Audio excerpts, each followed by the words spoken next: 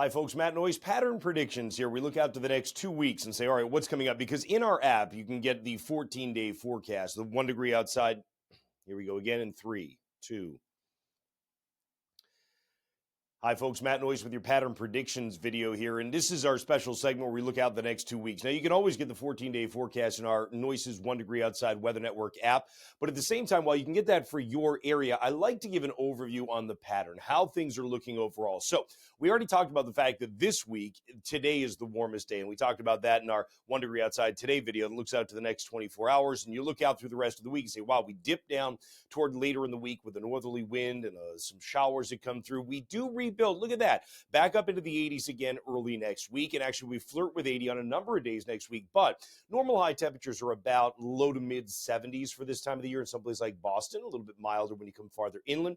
We're talking about temperatures that should average out pretty close to normal over the next couple of weeks. But here's what's going on in terms of the jet stream and what's driving this. We'll start out with the middle of this week. And certainly what we have across the Northeast is a trough, a dip in the jet stream.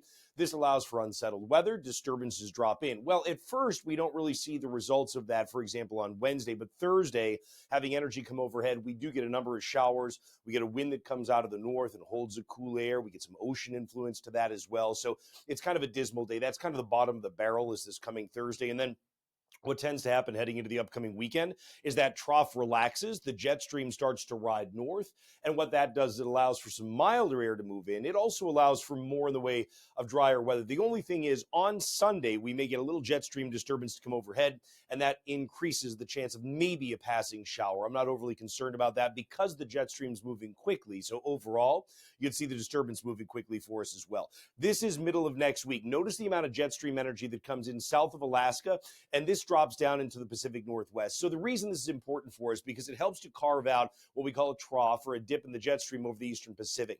The result will be to get a rise or a ridge across some of the western and central United States for a while at the middle of the next week. But the problem is that tends to give us a better chance of kind of a responding or reactive trough. So you get trough, ridge, trough. You get another drop here in the northeastern United States. That's exactly what you see play out by next weekend. So not looking at this weekend, now looking at next weekend. You've still got, look at that dip, that trough in the jet stream that comes overhead. And if we go out, let's even say to the end of the 2-week period, for example, you've still got a little bit of troughing, a little bit of a jet stream dip that's occurring over the northeast. So really, when you put it all together, it does give you a higher than normal propensity for showers. And that's why when you look at the precipitation, what we call anomaly, how much different from normal the amount of rain should be over the next 2 weeks, it is at least leaning toward wetter than normal across New England in the next 2 weeks. Again, that doesn't mean, as you saw, that every single day is going to be showery or rainy. Rather, you just have an increased chance that you get some of these disturbances come through, and especially on something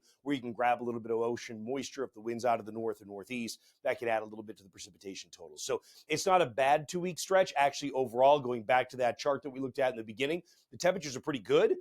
It's just, again, you're going to have these dips from time to time. And in general, you've got that troughing of the jet stream, that kind of propensity for at least some unsettled weather from time to time. It's not certainly screaming like it's going to be this big, huge, extended warm up or heat wave or anything like that, at least not for the next 2 weeks. That's how things look for now. Hope you find these insightful. Let me know if you do or if you don't. In the meantime, have a great day.